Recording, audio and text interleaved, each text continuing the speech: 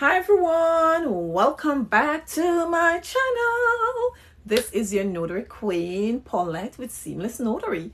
This is where I teach you all the tips, all the strategies, everything you need to know on how to become the best loan signing agent, because I am one and I can teach you how to become one.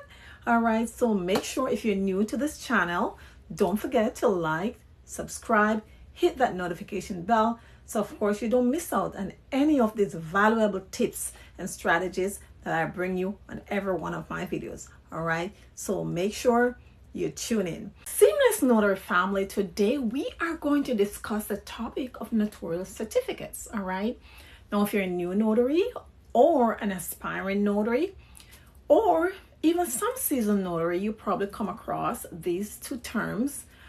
They've been used quite often, a jurat and an acknowledgement. You know, these tend to confuse people a lot. They don't know the difference when they're used, what they're used for, and how they're being used. All right, so today I am going to outline the difference between the two and how and when they are used. So let's dive right into it. Now let's take a look at the very first notarial certificate that we're going to talk about today. We're going to discuss the acknowledgement, what it is, how it works. Well, an acknowledgement is just a notarial act where the signer confirms that they willingly and voluntarily signs a document.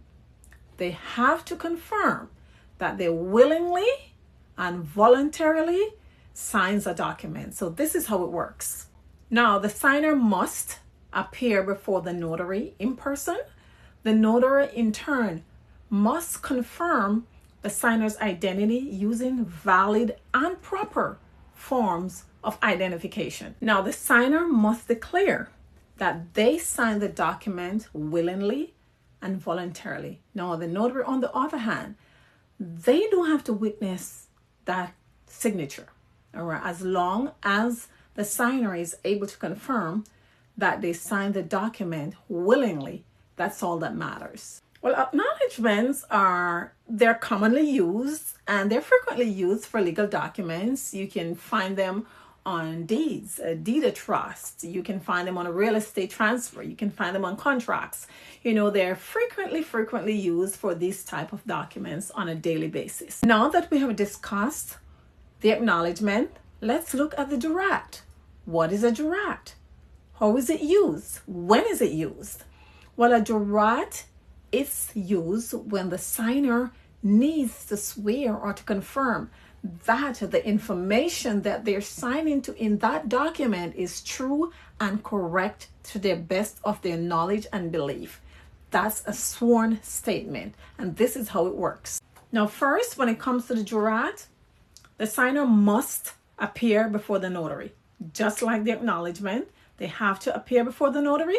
The notary will in turn confirm their identity using proper forms of identification, valid forms of identification. Now, unlike the acknowledgement, the jurat must be signed in front of the notary. It has to be signed for that document to be valid.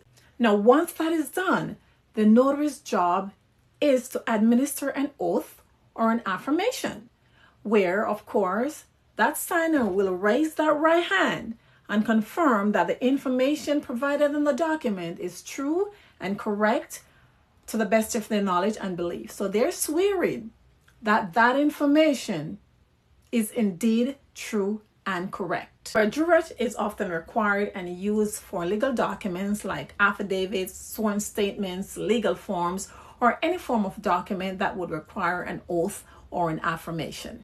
Now, here are the similarities between a jurat and acknowledgement. For both documents, the signer must appear before the notary, and for both documents, the notary must confirm the identity of the signer. Now, the main difference with both is that for the jurat, the signer must sign in front of the notary, and the notary must administer an oath or an affirmation. Now, if you want to confirm that you have willingly and voluntarily signed a document, then you would need an acknowledgement. Now, if you want to swear to the contents of a document saying that it's true and correct, then of course you would need a jurat. Now, bear in mind, before you notarize a document for a client, you have to ask them which notarial certificate do they need. You got to ask them if they need a jurat or if they need an acknowledgement. If they don't know what they need, then you cannot choose for them. You cannot. That's the law here in Florida. No, you cannot choose for them. You have to just ensure that they go back to the person who issued them that document so that they can decide if they need an jurat or they need an acknowledgement. But you cannot decide for them. Now, you can always tell them the difference. Say, this is a jurat, this is an acknowledgement, this is what a jurat does, this is what an acknowledgement does, but you cannot choose for them. So please bear that in mind. Remember, that's a great notary tip. So there you have it, guys. Now that you know the key difference between these notarial certificates, I break it down for you. The difference between a jurat and acknowledgement. If you think this video has been helpful to you and if you think it was valuable, please like, subscribe, and share this video. And don't forget, this is a channel where I teach you all you need to know on how to become the best loan signing agent, because I am one and I can teach you how to become one. All right, so please come back for more and I'll see you on the next video.